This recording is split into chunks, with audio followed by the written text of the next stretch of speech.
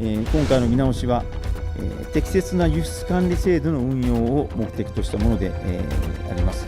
対抗措置ではありません。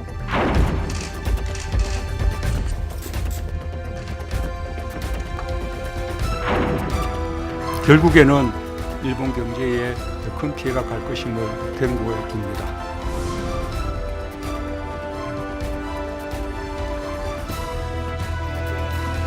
There is apparently a paucity of dialogue between export control agencies between the two countries. Maybe that is where they should start. That clearly shows Japan has not confidence or even courage to face what Japan has done.7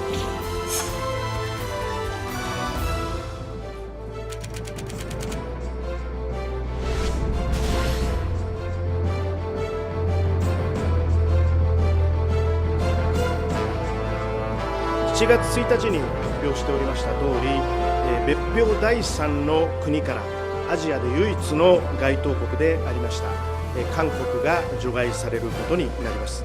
この後7日に公布し、28日に施行をされます。これによりまして韓国向け輸出などについて一般包括許可が適用できなくなるとともに、キャッチオール規制の対象となります。 네, 반전 없는 파국입니다. 일본이 우리나라를 이른바 화이트리스트에서 제외하는 법령 개정안을 결국 가계에서 통과시켰습니다. 한일 관계는 이제 사실상 최악의 국면으로 들어섰습니다. 시행까지는 채 한 달도 남지 않았는데요. 그동안 포괄 허가를 받아온 천여 개의 수출 품목에 개별 허가를 받아야 하고 그 재량권은 일본 정부에게 있습니다. 자, 바꿔 말해서 일본이 마음만 먹으면 심사 기간, 심사 여부 마음대로 조정할 수 있다는 겁니다.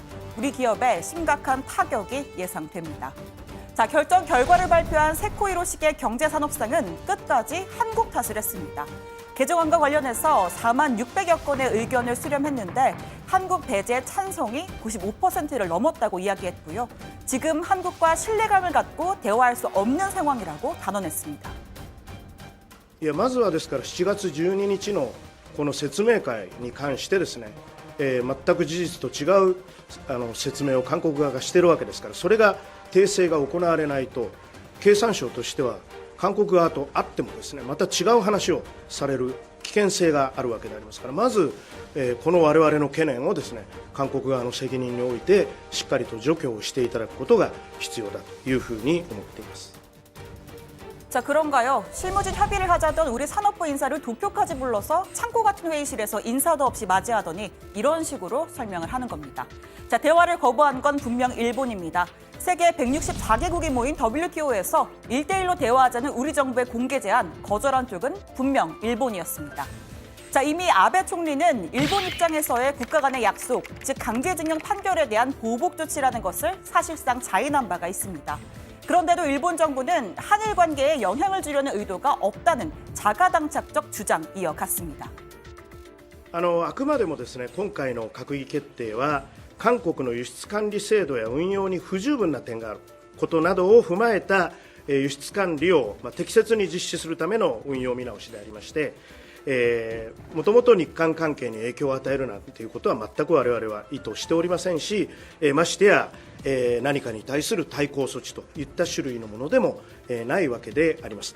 韓国におかれてはですね、やはり厳格な輸出管理等をですね、しっかりとやっていただくことが何よりも重要ではないかというふうに思っています。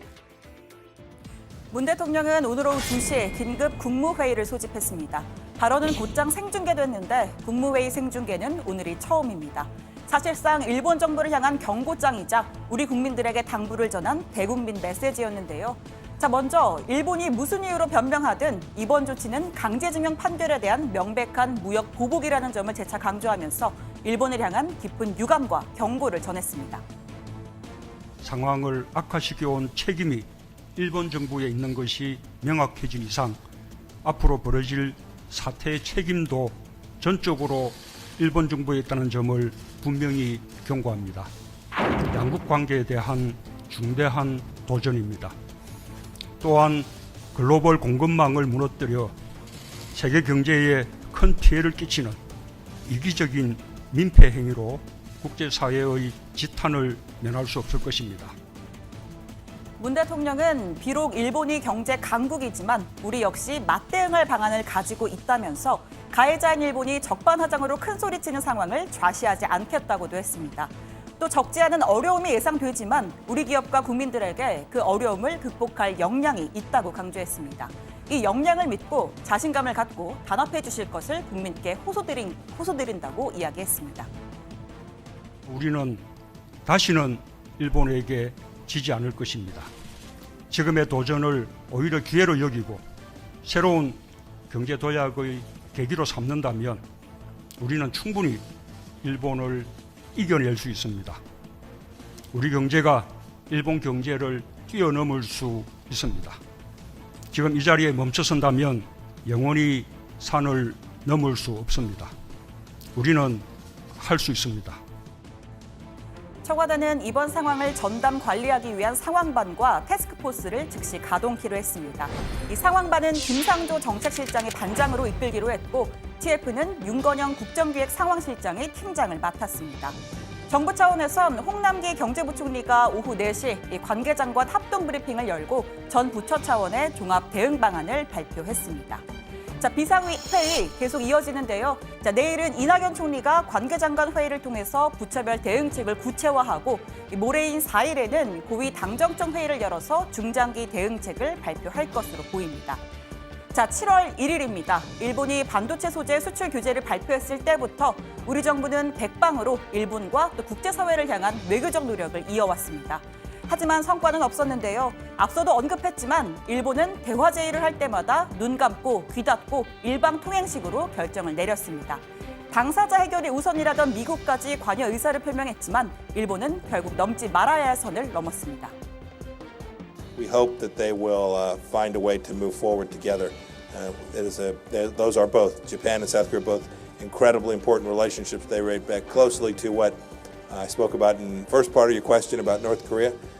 We're very hopeful that those two countries will together themselves find a path forward, a way to ease the tension that has risen between them over these past handful of weeks. 아직 시행까지는 3주 정도가 남아있기 때문에 1시간 뒤에 열릴 한미일 외교장관 회담 결과에도 주목을 해봐야 합니다. 가기는 통과했더라도 시행 시기를 미루거나 하는 중재는 여전히 가능하기 때문입니다. 미국 입장에서도 한미일 동맹체계에 균열이 생기는 건 바람직하지 않습니다. 앞서 로이터가 분쟁 중지 협정 관련 보도를 낸 적이 있었죠. 오늘 문 대통령은 일본이 미국이 내민 중재안마저 거절했다고 설명을 했는데요. 일본 정부 아예 그런 요청을 받은 적이 없다고 주장하고 있습니다. 일정한 시간을 정해 현재 상황을 더 이상 악화시키지 않으면서 협상할 시간을 가질 것을 촉구하는 미국의 제안에도 응하지 않았습니다. 報道は承知しておりますが、ご指摘のような事実はありません。その上で申し上げれば、日韓関係は現在、韓国側からの否定的な動きが相次いでおり、非常に厳しい状況が続いております。 네, 이에 대한 미국의 설명 아마 한미일 외교장관 회담 후에 있을 걸로 보입니다. 지금 정부 여당에서는 미국과 일본을 동시에 압박하는 지소미아 카드도 계속 거론이 되는 상황입니다. 자세한 내용 들어가서 더 전해드리겠습니다.